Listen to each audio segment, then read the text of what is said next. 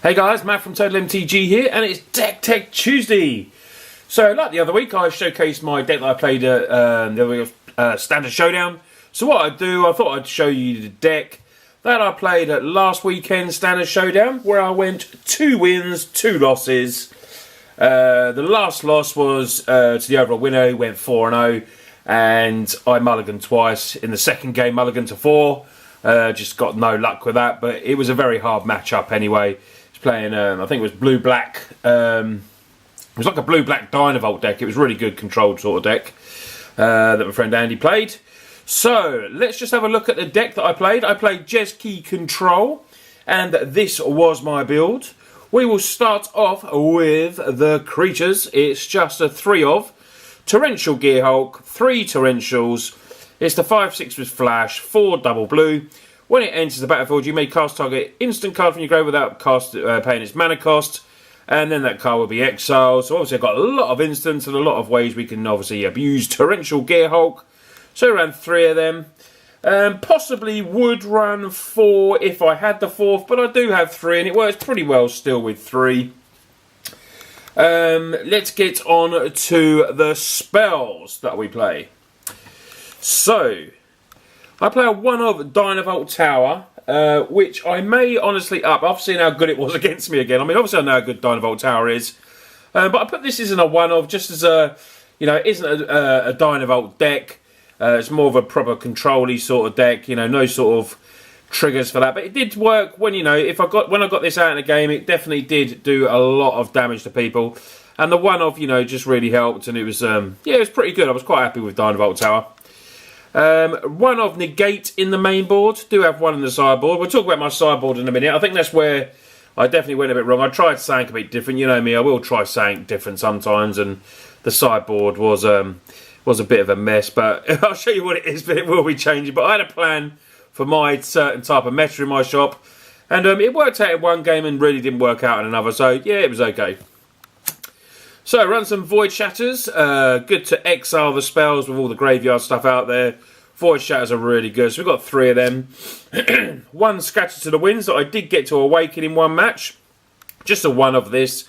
Yeah, we don't run creatures. This is just like a late game thing where maybe we get a nice creature with 3/1/1 counters as well. Couple of Revolutionary Rebuffs. Counters on non-artifact spell unless its controller pays 2.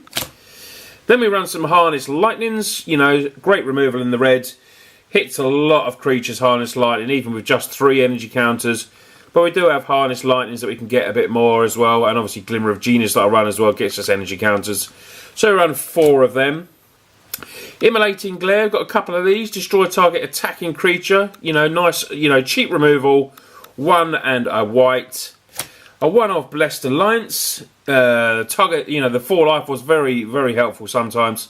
And obviously making them sacrifice a creature if you can escalate. We got some card draw with obviously Anticipate. We got 3 of them. And 4 Glimmer of Genius. Gets us to scry 2, draw 2 cards. Then we get, some energy counters which can help with Ether Hubs. Or can make our Harness Lightnings that much better as well.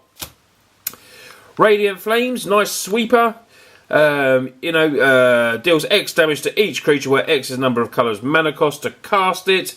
So obviously we can cast it for 3 colours being Jeskai. We run 3 of them. A 1 of Fumigate. Destroys all creatures. You gain 1 life to each creature destroyed. Just a 1 of Declaration in Stone. Good against the token deaths. Can do mass removal for them.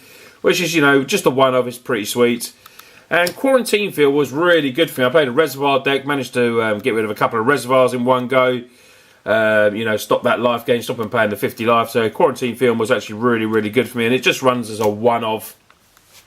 And then we run some Planeswalkers. Jace, Unraveler of Secrets. I did have this emblemed against me. Was not very nice when an opponent played that as well. And a couple of Nahiris. The card drawing, exile enchantments, tapped artifacts or creatures. And obviously we can go and fetch our Gearhulks as well. And Nahiri's just really, really good. So we run a couple of them. So go to my land base. My land base, obviously, just go through that quickly. Inspiring Vantage, a Spiral Buff at just a 1. Lots of Wonder Infernal. Wonder Infernal actually won me a few games just on its own. Just attacking with that. they just couldn't deal with Wandering Furballs. They just kept battering them down for 4. And one time, you know, banged in with 2 of them for 8. It was really good. Obviously, see why it's so expensive now.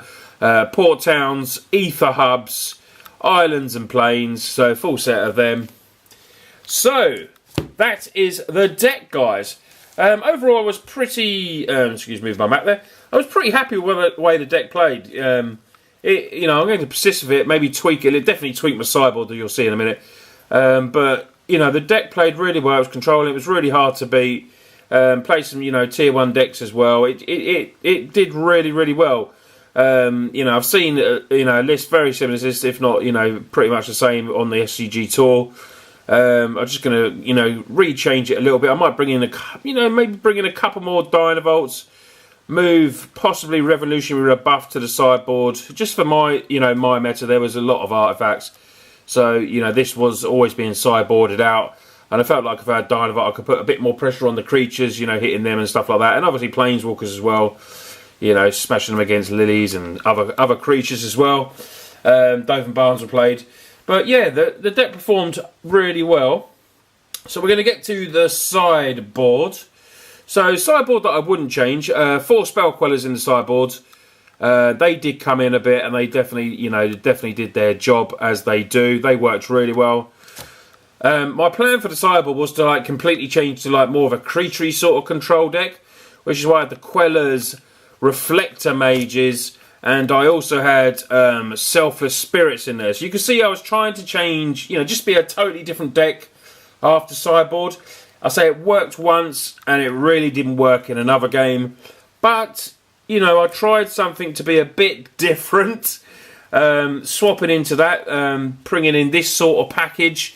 I say the quellers will definitely stay in, but I'm going to take out the spirits and the mages. It just didn't do what I wanted it to do, what I sort of projected it might do.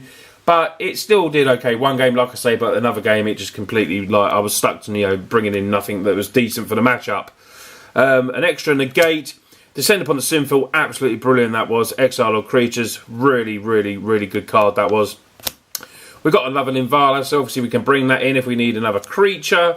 And I've got a 1 of Summary Dismissal. So yeah, that was the sideboard. So what I'm going to change is obviously more of the creature package. I'm still going to leave the spell quellers in because they did a really good job.